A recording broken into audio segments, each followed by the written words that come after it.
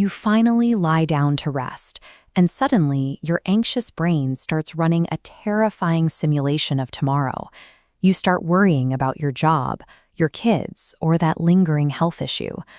Those imaginary scenarios act like a psychological vacuum. They rip you out of the safety of your present reality and drag you into a future that hasn't even happened yet, draining every ounce of peace from your day. We suffer deeply in these moments, not necessarily because of a hardship right in front of us, but because we realize we have absolutely no control over the dark spaces ahead. So we plan our way out. We map out every possible contingency. But you cannot outplan the unknown. That obsession with controlling the outcome only generates exhaustion, not safety. Think of someone who receives a completely unexpected medical diagnosis or watches their career evaporate overnight. The immediate instinct is to start researching, organizing, and plotting aggressive countermeasures. They try to force their way back into the driver's seat through sheer willpower and analysis. Eventually, they hit a wall. There comes a paralyzing moment where the late-night research runs dry, and they realize they possess exactly zero power to guarantee what happens tomorrow. Surviving that level of uncertainty requires a totally different approach. When you are walking in the dark, you don't need a better map. You need a capable guide walking right next to you. Thousands of years ago, a king who spent much of his youth running for his survival wrote down a framework for navigating this exact kind of terror. This weathered parchment contains Psalm 23. It introduces a profound scenario, famously translated as walking through the darkest valley. This deep, imposing landscape is a direct representation of our uncontrollable future, the places where we cannot see the outcome and cannot secure our own safety. But the author doesn't ask for a helicopter extraction. The divine promise here isn't to magically erase the valley. Instead, the author finds peace in a simple fact: for you are with me. It is presence over the antidote.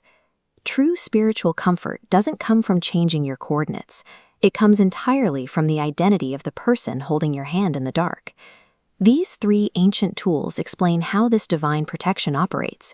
Your rod and your staff, they comfort me. The heavy wood on the right is the rod, used to fight off external predators. The curved crook on the left gently course-corrects a wandering sheep. For someone facing a life crisis, peace arrives the moment they relinquish their need to control the outcome. They stop trying to fight the predators and navigate the cliffs alone, and they hand those jobs over to the shepherd. We call this the sovereignty transfer. When you execute that transfer, the fear is neutralized. You hand the crushing burden of navigating the unknown over to a protector who actually carries the right equipment. The ultimate goal isn't to figure out exactly what happens tomorrow. True peace is simply realizing the shepherd is with you, regardless of the surrounding chaos. You can enforce this sovereignty transfer every single day using a physical practice called the palms up method. Right now, visualize your most terrifying future scenario, the outcome you are desperately trying to control. Now, physically place your hands on your lap, palms facing up. With your hands open, say it out loud. Lord, I cannot see the future, but I surrender this outcome to the one who can. That simple physical act of surrender short-circuits the cycle of anxiety. It forces your brain to acknowledge that the future is safely held in someone else's hands. Are you exhausted from living in constant fear? Are you ready to let the Good Shepherd take permanent control of your life? If you are, pray this with me right now.